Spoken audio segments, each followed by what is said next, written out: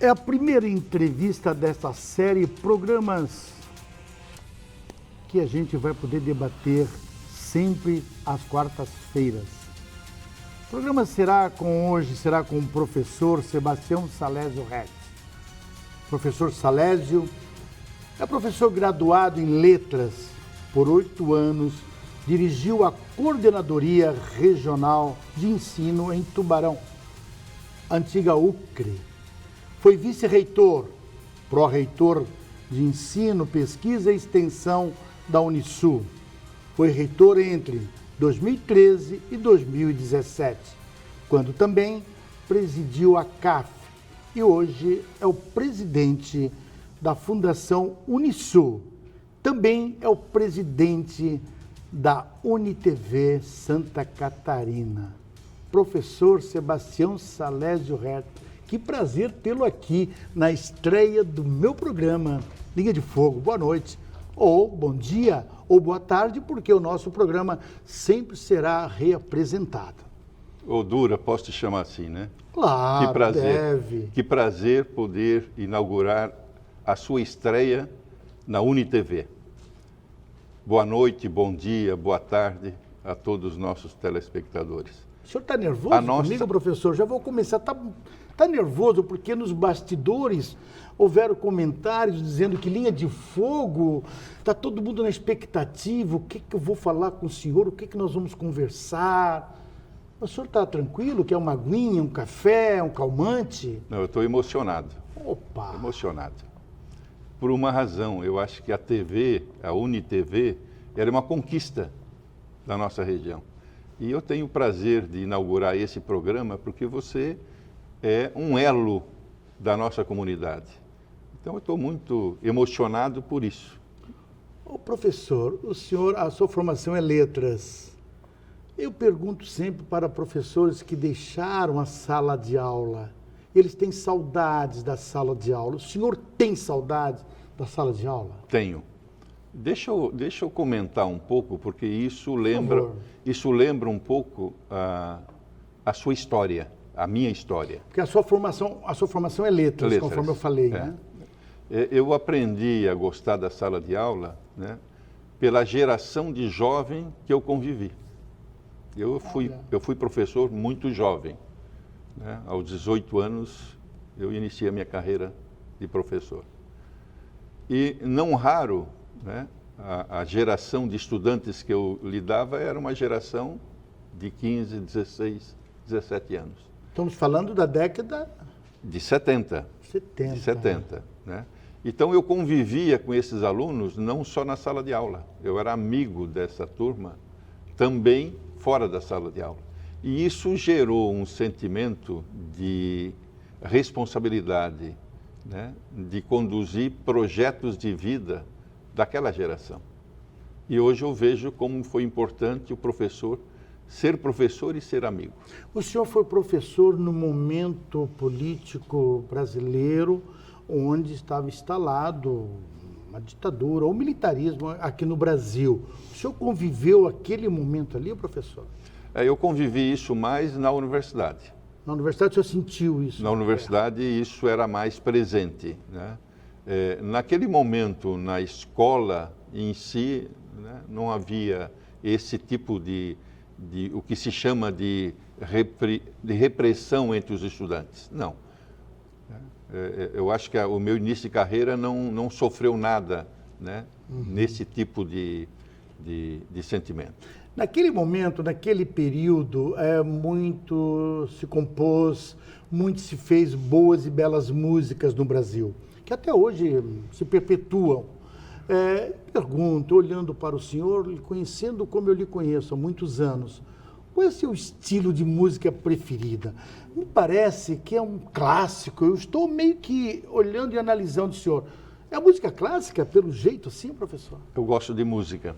O senhor gosta de música? Eu gosto de música. E a música tem tudo a ver com a minha formação. Vamos começar aí na minha terra natal, o Rio Fortuna. Eu era integrante do coral de meninos Eldorado, cuja regência era do padre Antoninho, meu irmão, e que coletou exatamente esse sentimento de desenvolver música. Eu fui para o seminário, que é outra etapa da minha formação. Nós vamos falar isso depois. Certo? Onde a música estava muito presente. E aprender a escutar a música clássica internalizou um gosto, né, da música clássica. Mas tem um outro sentimento da música que me surpreende muito, né? É o que eu chamo de música chão. A música terra, raiz. É a música terra, raiz, né? E tem se revelado, né, bons cantores, bons produtores nessa linha. Né? Tipo essa aqui, por exemplo. Vamos ver, então. Hoje me sinto mais forte, mais feliz, quem sabe, só levo Almir Sater. de que muito pouco sei, ou nada sei. Verdade.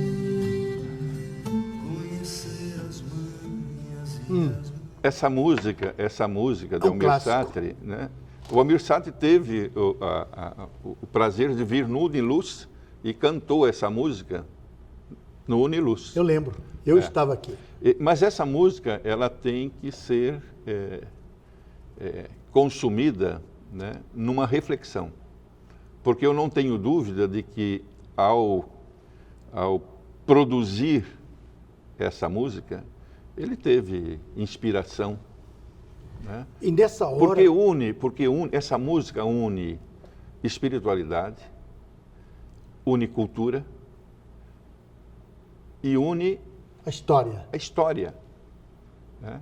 Então é uma música que a qualquer tempo você pode trazer uma interpretação. Ela faz a gente viajar ao tempo que a gente deixou para trás. Que a gente, quando volta, a gente dá uma dor no coração de alegria, de felicidade, de poder rever os tempos que a gente deixou para trás. E, aliás, o professor, o tempo, muitas vezes, ele nos apresenta... O passado nos apresenta assim muito rapidamente no nosso presente, né? Nas nossas lembranças, né? Agora eu quero dizer o seguinte: o senhor toca algum instrumento? Quando o senhor fala em música, dá a impressão que toda a família é musical. O senhor toca algum instrumento? Não, eu toquei um instrumento. Mas o que? Guitarra? No seminário, eu pertencia à orquestra do seminário, tocando violino. Violino? Violino. Ô, professor, se eu soubesse, professor, eu teria trazido o violino aqui. O senhor tocaria para mim um violino? Hoje não. Não? Porque o violino é um instrumento, né, que se você deixar de tocar uma semana, você tem dificuldade de executar música, né, bem executada. O violino requer um exercício diário, para que você possa tirar dele, né, a sonoridade, né, que o violino possui. Quem curte música, quem ouve música, quem fica na sua tranquilidade ouvindo belas músicas, também às vezes é acompanhado de boas bebidas. Eu, por exemplo, eu gosto de vinho, mas gosto também de uísque. Qual a sua bebida preferida? Eu quero saber um pouco mais disso. Se eu disser que é água, você vai dizer que não é verdade, né? Não é verdade, nem o passarinho bebe, né? Não, mas a água a água, né? Nós estamos utilizando a todo momento. Perfeito. A água você tem que tomar diariamente. Mas é para sobrevivência. Não, mas você tem que aprender a gostar da água. Ah, porque a água, por quê? Porque a água é vida. A água é vida. É vida, né? E quando você toma um bom vinho, e eu gosto de vinho, agora vou responder, a minha bebida preferida é o vinho, né? Você tem que ter o acompanhante número 1, a água, exatamente para que o organismo possa absorver, né, em plenitude. A cada gole que você degusta do vinho, você tem um gole d'água que faz a limpeza para que no gole seguinte você sinta novamente esse vinho. Agora, quando fala em vinho, o vinho me remete à Grécia, a Baco, à literatura da antiga Grécia. Eu quero trazer para o momento da modernidade, enfim. Dentro da literatura, qual a sua preferência? Eu acho que eu sou formado em letras. Eu estudei a literatura na sua elaboração, digamos, do ponto de vista da sua importância, né, como elemento que traz o próprio desenvolvimento humano dentro da literatura. Então, você acompanha a literatura através dos fatos históricos, né? Você tem um período da literatura que tratou do realismo, que tratou do simbolismo, que tratou do romantismo, do modernismo. Qual é o seu estilo nessa história toda? Olha, eu gosto muito da crônica e vou explicar por quê. A crônica, ele tem o sabor de você compreender fatos do cotidiano. E eu acho que o ser humano tem que aprender a perceber as coisas, né? Se você lê um Sérgio da Costa Ramos, eu vou pegar um autor catarinense, Florianópolis, né? Você percebe que ele tem a percepção de enxergar do cotidiano aquilo que a maioria das pessoas não vê. E o autor extrai do cotidiano exatamente essa percepção. E uma crônica bem escrita revela. Olha o Nelson Rodrigues, um cronista maravilhoso. Eu fiz muitos espetáculos de Nelson Rodrigues no teatro. Mas, professor, nós vamos para o intervalo comercial, porque esse papo está muito leve, está muito bom, está todo mundo me dizendo, linha de fogo, é isso? Não, primeiro é conhecer o meu entrevistado. Agora vem a segunda parte. Né? A segunda parte nós vamos esquentar o caldo. O caldeirão vai ferver ainda diante desse intelectual, dessa pessoa maravilhosa que a gente realmente vai conhecer um pouco mais, porque eu já sei que falar da terra, falar da sua cidade natal, mexe com ele. A gente já volta em seguidinha.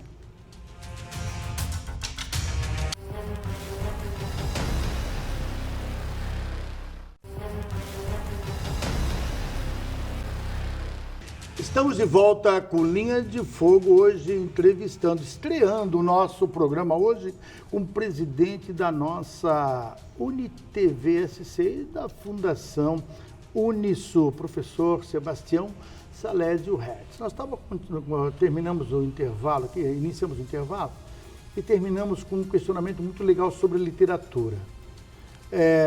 Um livro que o senhor leu e não esqueceu ainda. Olha, eu acho a sua pergunta, ela traz uma riqueza, porque o não esqueceu significa que ele te modificou em alguma coisa, por isso permaneceu na memória. E o meu livro que mais me impactou, né, ele é um clássico mundial, né? E eu li na fase exatamente de jovem sonhador. Como é que é? Saint-Exupéry, Pequeno Príncipe. Porque o Pequeno Príncipe, ele não traz uma mensagem explícita. Sensacional essa. Ele não traz uma mensagem explícita. Ele te permite sonhar. Mas isso é muito fácil, é inesquecível quem não leu o Pequeno Príncipe. Sim. É impressionante, Pequeno Príncipe. E ele é marcante porque dá a compreensão do que é a literatura. A literatura te permite sonhar. Mas o senhor também foi e eu não sei se ainda, né, está nesta linha, o senhor foi coautor de muitos livros e autor também. Como é que surgiu essa inspiração de poder escrever livros, professor? Na verdade, isso é fruto de uma equipe de colegas ex-seminaristas e que resolvemos contar um pouco a nossa experiência como seminaristas. Então, nós criamos primeiro um livro, né, relatando a nossa experiência dentro do seminário, um livro chamado Elfos Seculares. Elfos exatamente porque é o espírito da abertura, né? E o seminário, naquele momento, né, ele estava num período de transformação e de abertura, né, onde a igreja aproximava os padres mais da comunidade. E nós vivemos essa época. Então, contamos as nossas histórias dentro de um conceito de um livro chamado Elfos Seculares. O senhor ainda está lendo algum livro atualmente? Sim. Está com tempo de ler um livro, Não, professor? mas isso acho que isso faz parte da... Seu livro de cabeceira? O senhor Não, tem... não, livro de cabeceira, eu creio que não. Hoje você vai deitar bem mais tarde e aí você já se recolhe, né? Não Já tem me mais deu. o conceito Professor, nós colocamos uma música do Almir Sater e a gente falou de terra, falamos de raiz. E aí, Rio Fortuna para o mundo, do Rio Fortuna para o mundo. A família Hertz, instalada em Rio Fortuna. A pergunta que eu quero assim, saber, o senhor tem saudade do Rio Fortuna, da tranquilidade, do cantar dos pássaros, enfim, do carro de boi, tudo isso, o senhor trocou tudo isso por uma caneta e a vida agitada. Como é que o senhor hoje interpreta essa sua vida, esse seu momento, esse seu desligamento da sua raiz para o mundo de hoje? É a família, professor, me fala dela. Olha, Dura, primeiro que eu não rompi com a minha terra natal, pelo contrário. Né? Essas raízes... Não é um rompimento, professor? Não é um rompimento, porque nós somos muito próximos e eu tenho irmãos lá, eu tenho familiares. Hoje eu vi, coincidentemente, um vídeo sobre Rio Fortuna, exatamente mostrando, né, as pessoas como gostam daquele local. E deu alguns indicadores, né, de qualidade de vida excepcionais. Então, essa é uma terra que nos orgulha. Rio Fortuna, como terra natal, me orgulha sempre, porque a natureza das famílias são preservadas no sentido de que os filhos dão continuidade à atividade do pai, né? E eu acho que esse sentimento de ligação familiar, né, é muito forte. Mas esse chão, esse cheiro da terra, esse carro de boi, essa conversa na cerca com o vizinho, essa sinceridade nessas conversas, hoje o senhor não tem essas conversas, professor? Mas o mundo está em transformação. Ah, bom. Em transformação. Eu diria que a comunidade de Rio Fortuna, salvo o interior, também mudou muito, né? Agora, as pessoas se conhecem lá, elas continuam se encontrando, né? Muito melhor do que no urbano, né? E esse sentimento que eu chamo de raiz, né? Isso está associado muito, né? Agora eu vou falar um pouco da minha família, né? Por favor. Eu acho que há uma integração muito grande, né, na formação de uma família, e o pai e a mãe tinham isso muito forte, né? A espiritualidade, a vida em comunidade e o respeito à natureza.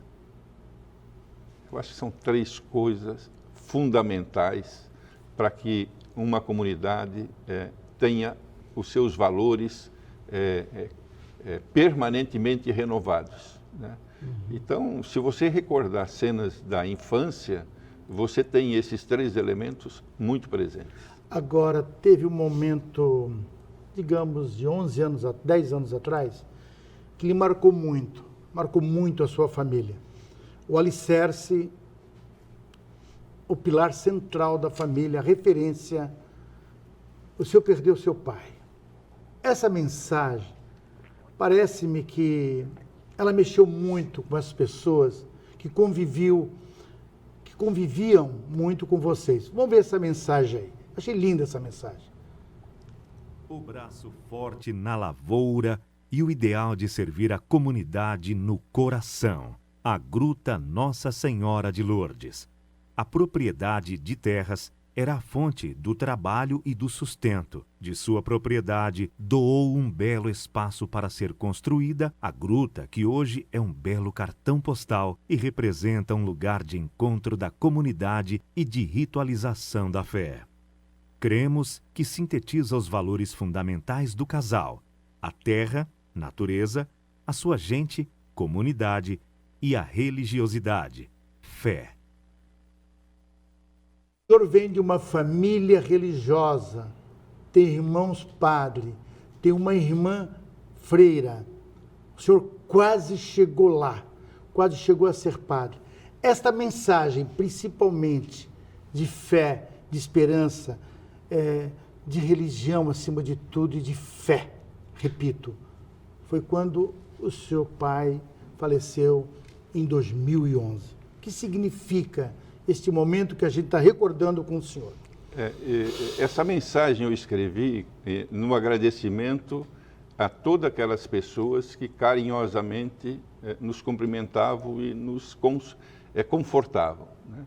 Mas eu quis traduzir nisso exatamente o sentimento da formação da família. O pai e a mãe primavam exatamente por essas. O senhor tratava de pai e mãe? Era pai e mãe? Pai e mãe. Pai e mãe. Uhum.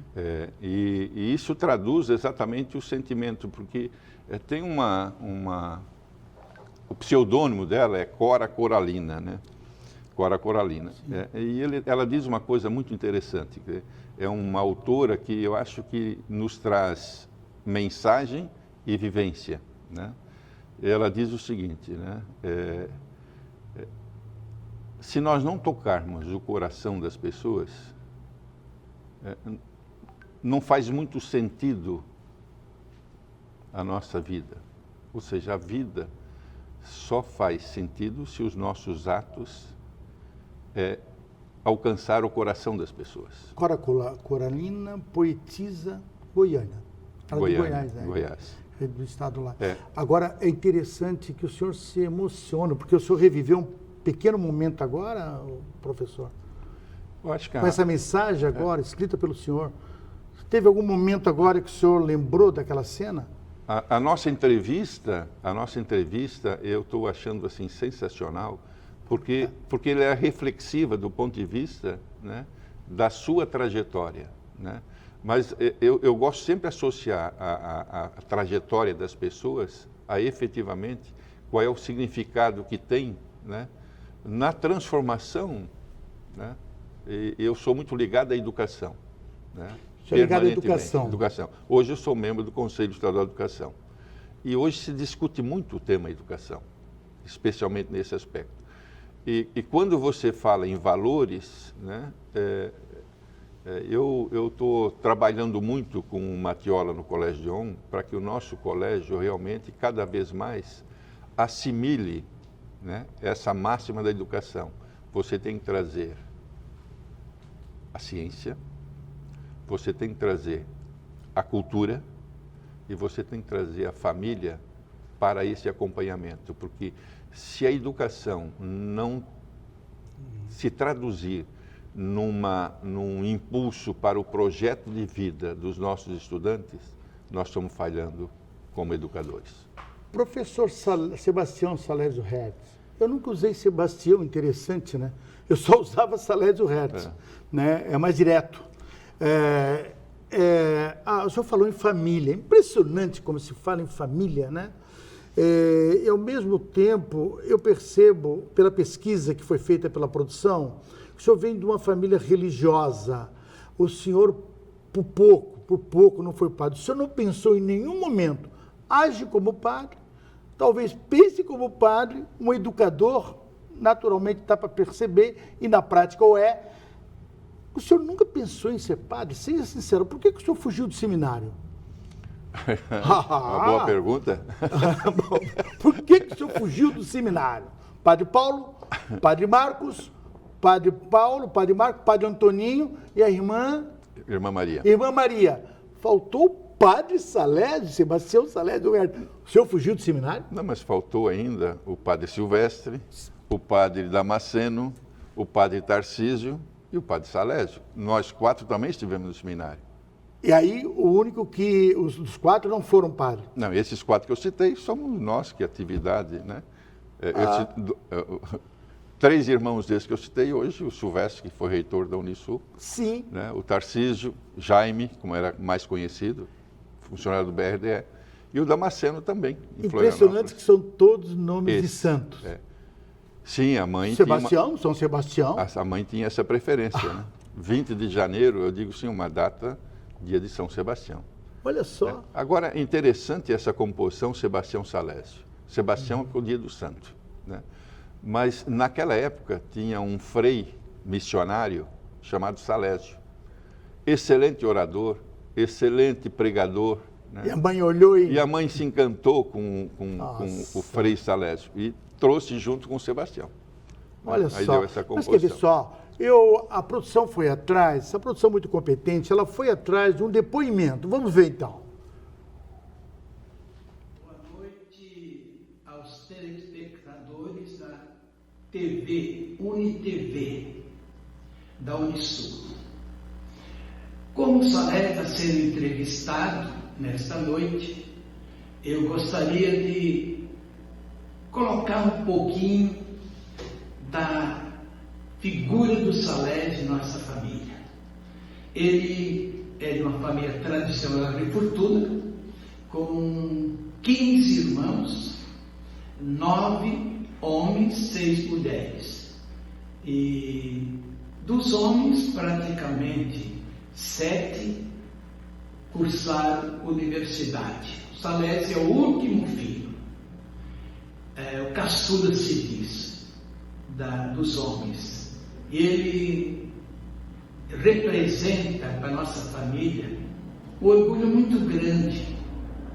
O seu Salésio é uma pessoa justa, honesta, batalhadora pelos valores humanos, cristãos, e ao mesmo tempo ele é responsável por tudo aquilo que ele assume.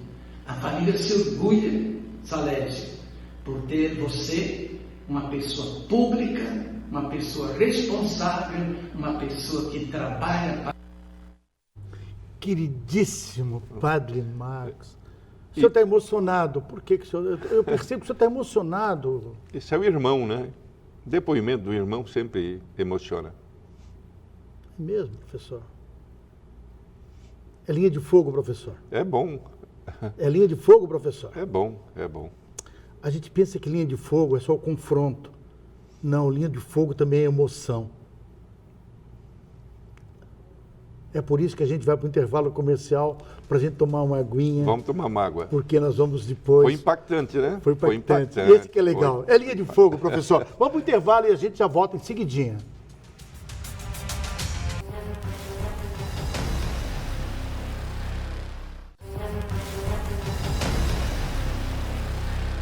Professor Salésio, Sebastião Salésio Hertz, é linha de fogo. O programa realmente, ele balança. O programa realmente entra no interior. Ele entra num viés de que muitas vezes a gente não tem saída. E a gente sempre procura perguntar algo a mais. Nós falamos em família, falamos em raiz, falamos em religião, falamos em fé. A pergunta que eu quero fazer, direta para o senhor. O que significa Deus para o senhor? Essencialmente, o que dá sentido à vida. E a vida, o que é?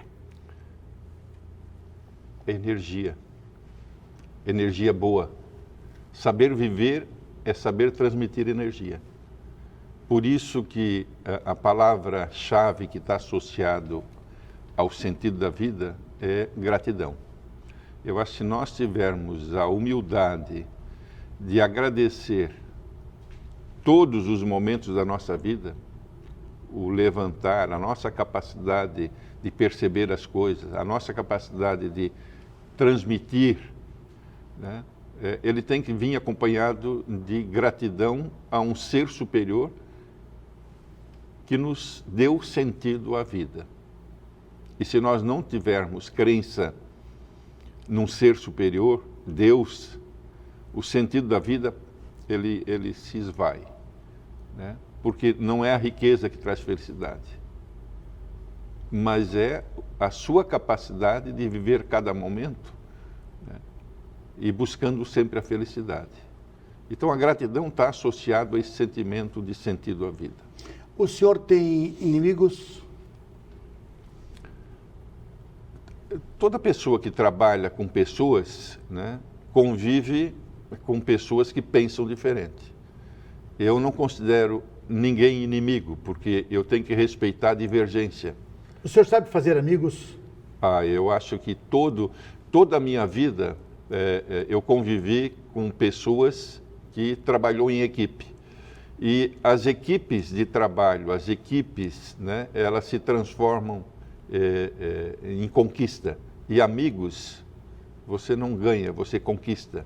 E eu acho que essa capacidade de conquistar amigos se dá muito pelas experiências e pelas equipes de trabalho que você construiu. Agora, céu e inferno são duas coisas que me intrigam muito. Eu tento achar um conceito muito básico para que a gente possa conviver com essas dualidades. O que é o céu? O que é o inferno, professor? Eu acho que essas duas figuras que são simbólicas, né, elas têm que ser entendidas dentro do conceito de aperfeiçoamento humano. Né? O inferno e o céu, ele está associado às suas conquistas como ser humano. Então, você conquista o céu. O céu é aqui e o inferno é aqui? É aqui. Por que eu olho para cima e aponto o céu como lá em cima, professor? Olha, a partir do momento que os astrônomos indicaram de que o universo é composto de mais de 10 bilhões de sistemas solares, você imagina a dimensão do universo. Então, apontar para cima, né, pode ser em qualquer direção. Então, é simbólico, né? A construção do bem-estar, né? Você estar reunido em família, você está no céu. Agora, como o senhor bem coloca até agora, uma coisa que me intriga, eu lhe conheço há muitos anos. Hoje, eu me pergunto muitas vezes, por que nunca foi candidato a cargo eletivo aqui da cidade de Tubarão, a cidade que o senhor escolheu morar? Por quê? Não, eu sou um ser político. Mas o senhor sempre conviveu com políticos e o lado político. Mas há um erro aí associar político a um mandato político. Né? O ser político tem que ser o cidadão que convive, que participa da transformação de uma cidade. Mas o senhor participou dessa transformação. Eu participo, por isso que eu sou um ser político. Mas na época o senhor tem pessoas que participam da transformação e desejam ser políticos. E por que o senhor não foi político? Porque eu tinha, como político de cidadão, eu tinha outras atividades envolvidas. E eu não quis. Eu acho que a vida é feita de decisões. O senhor foi traído naquele momento que o senhor queria ser político? Em nenhum momento. Eu sou um ser político atuante.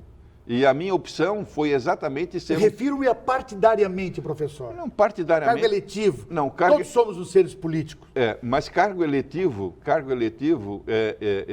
eu não decidi pelo cargo eletivo porque eu me sentia muito mais produtivo na área que eu estava atuando, que era a educação. O senhor foi convidado, que eu sei, na década de 80 para final de 90. Fui estimulado. O senhor foi estimulado? Estimulado. Por quem? O Stener Sorato, por exemplo, quando era candidato e foi candidato vitorioso nas eleições, ele dizia para mim, Salésio, vem participar desse processo como vereador. Eu digo, prefeito, eu vou participar do teu processo de uma forma muito mais intensa através da universidade. E foi o que aconteceu. Agora, eu queria encerrar esse assunto sobre político e políticos. O senhor define para mim política e define para mim políticos? A política é algo fabuloso do ponto de vista de construção de uma sociedade. Né? Nós muitas vezes nos baseamos com as exceções e queremos generalizar a questão do conceito política, né, por maus políticos. Né? Eu prefiro falar da boa política e nós temos muitas pessoas, desde o nível de vereador, de prefeito, de deputados, de senadores, que têm, na essência, né, essa condição.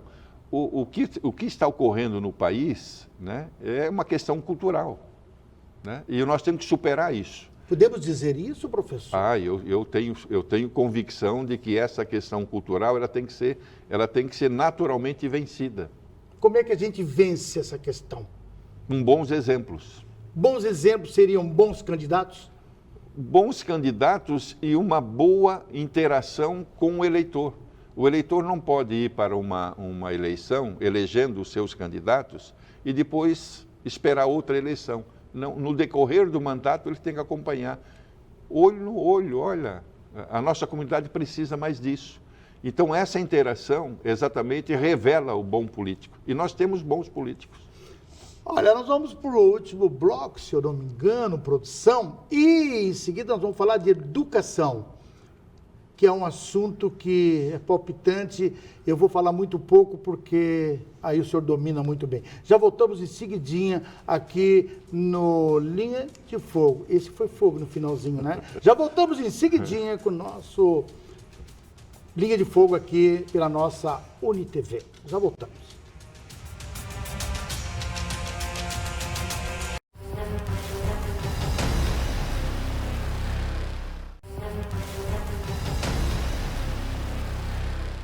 Olha, educação, estamos de volta. Eu quero agradecer muito, professor. Sendo o meu primeiro programa, uma estreia aqui no Linha de Fogo, muitas vezes eu estou me sentindo meio na linha de fogo, né? Mas eu tenho certeza que estou aprendendo muito com o senhor aqui. Um papo muito legal, muito aberto, muito sincero, muito transparente. Eu vou entrar num tema que eu tenho certeza que é o domínio central, tudo que o senhor fez na vida sempre existiu, desde quando, repito, fugiu do seminário. O senhor não fugiu do seminário, mas é por minha conta. Educação, a palavra educação. Professor, a provocação que eu quero fazer. A educação não encontrou seu ponto de equilíbrio no início do terceiro milênio, na minha opinião. Orçamentos reduzidos, jovens desinteressados, mudanças curriculares estão acontecendo, enfim. O que esperar daqui para frente da educação? Odura, a sociedade está clamando por uma mudança profunda na educação. Por uma consequência muito prática, né? Com o avanço, eu vou dar alguns números só, com o avanço da tecnologia, nós temos desemprego, e vamos ter mais desemprego, pela falta de capacitação de profissionais em diferentes áreas. Se você perguntar em Tubarão, quantas vagas estão abertas na área de tecnologia, você vai se surpreender.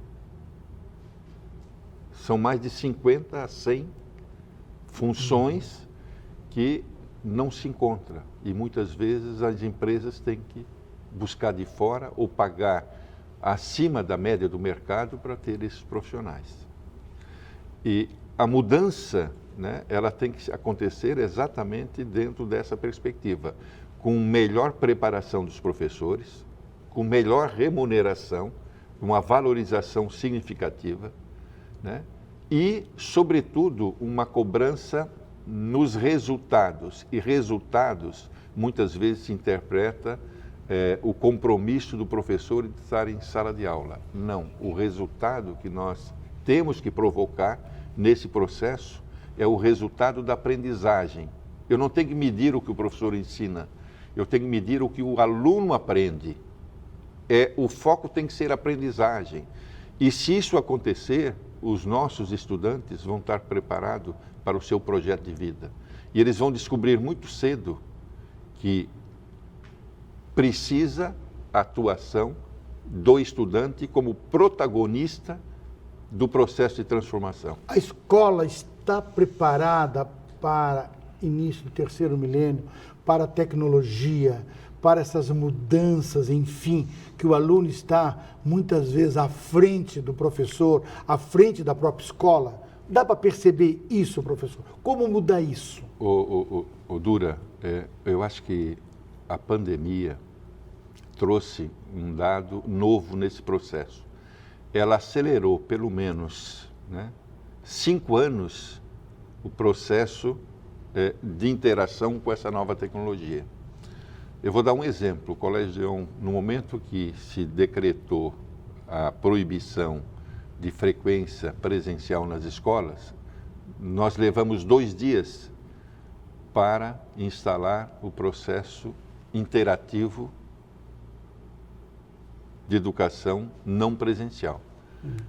E não é educação à distância. é a educação não presencial, porque usa a tecnologia, né? Então, esse processo sofreu um avanço de transformação e está refletindo na preparação dos professores. Os nossos professores estão se dedicando para se adequar a isso, e isso exige. Você domina todos os recursos que o seu celular se dispõe? É o exemplo de como nós precisamos nos preparar, né, para que essa tecnologia possa ser usada na plenitude. Porque o nosso jovem, né, eu tenho netos, né, felizes da vida quando eles estão lá em casa. E tu percebe claramente que nessa área eles nos dão um banho. É isso que eu digo, netos de 5 anos, 6 anos. Na frente, professor. Então, a escola tem que se preparar cada vez mais, né, para que o protagonismo do aluno esteja em evidência. Veja a inversão, né? Não é o protagonismo do professor, é o protagonismo do estudante, porque o que nós queremos é o desenvolvimento do estudante. Mas o professor está preparado para aceitar esse protagonismo do aluno? Ele está percebendo, né? Então por isso que tem que ter mais investimento em capacitação, e o professor está ávido por isso, né? Mas ao mesmo tempo que ele tem que dedicar tempo para se preparar melhor, ele vai ser um profissional bem mais capacitado e tem que ser reconhecido como tal, né? Isso que eu digo é um esforço conjunto, né? Eu acho que o Brasil, né, precisa se convencer de que a transformação passa pela educação. Mas não só o Brasil, acho que a gente sabe que tem no mundo países que se dedicaram, que estudaram, que investiram em educação e o resultado está aí. Depois, a longo prazo, o Brasil, o senhor acha que está investindo em educação? Não agora, mas no decorrer de uns 10 anos para cá? Não há uma prioridade na educação. Isso com certeza. Isso é fato. Eu vou dar mais um dado, né? Se você pegar os recursos públicos federais investidos em educação, você vai perceber que o ensino superior absorve a grande quantidade desses recursos. Há um erro nesse encaminhamento. Nós temos que investir no ensino básico, né? Lá na pré-escola, lá no jardim de infância, né? Hoje nós temos a obrigatoriedade do ensino a partir dos 4 anos, né? Mas nós temos que acolher essas crianças a partir lá da creche. E nós temos que dar uma base de formação para os professores. O Plano Nacional de Educação estipula aí uma obrigatoriedade de termos professores formados no ensino superior para atuar no infantil. E se nós olharmos o número de professores atuando que tem essa formação, né, não cumpre essa meta. Então, o investimento tem que ser no ensino básico. E um aluno, né, com melhores investimentos, né, tecnologia adequada pela nossa época, né? Você não dissocia mais a tecnologia do mundo de aprendizagem, porque isso favorece acelerar a aprendizagem. Agora, nós temos que ter um investimento que capacite o professor, que esse ambiente adequado. O aluno tem que ter acesso à internet. Então, esse plano de expansão, de ter acesso à internet também nas zonas rurais, é fundamental. O país tem que se integrar do ponto de vista de comunicação.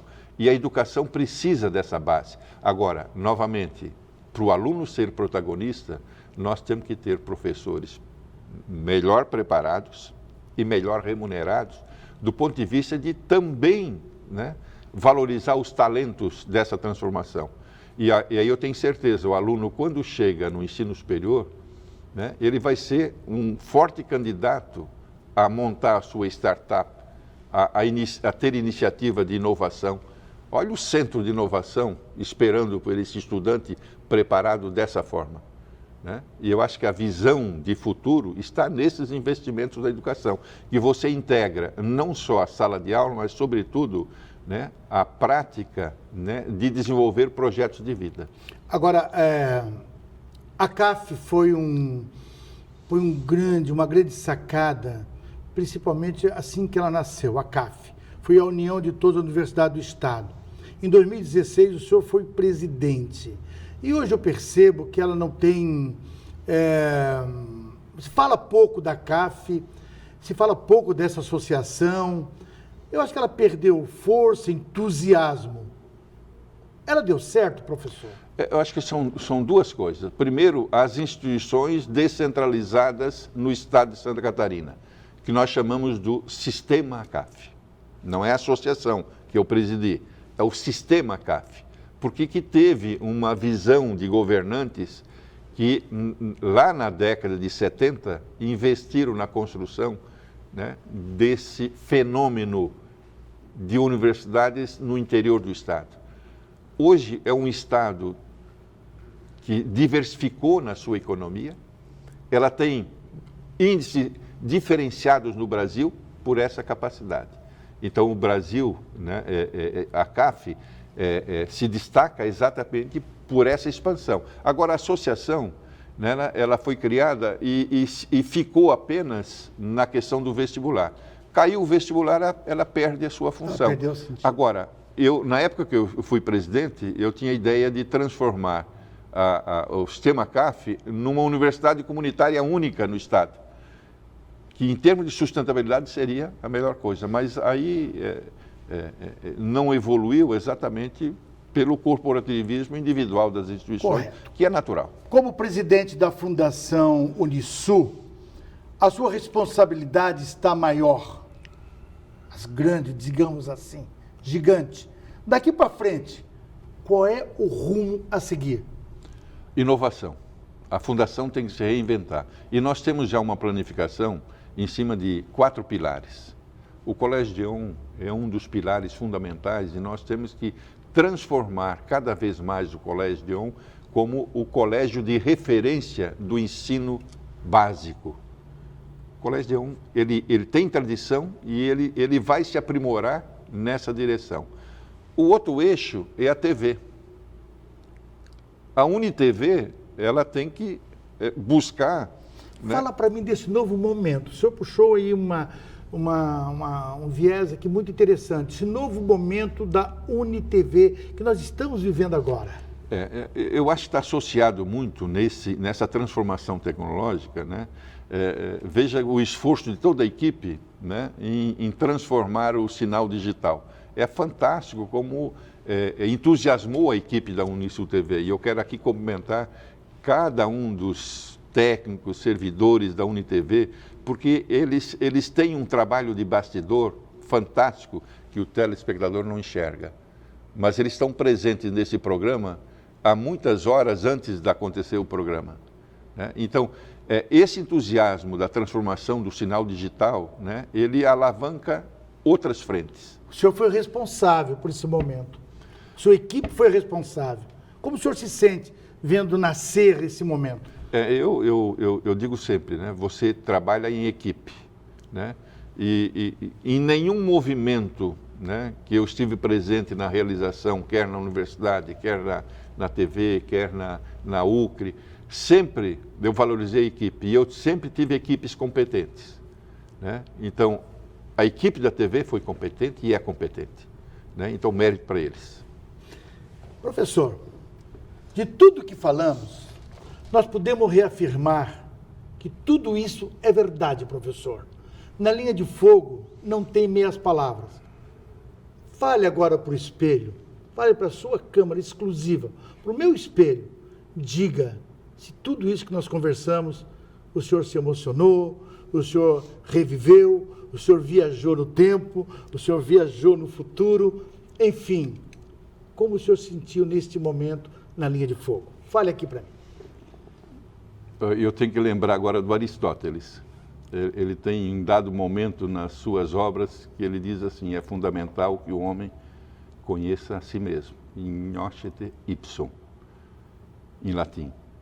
Eu diria que esse momento foi um momento de reafirmar uma trajetória que eu tenho convicção de que busquei o melhor, mas também me traz essa reflexão de que nós podemos melhorar a cada dia mais, né?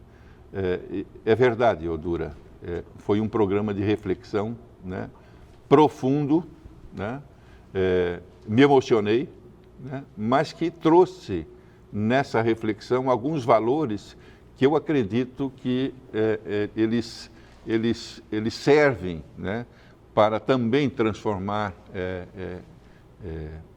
a atitude de outras pessoas. E eu volto agora com Coralina, né? Se aquilo que você acredita, aquilo que você desenvolve, não tocar o coração das pessoas, não faz sentido.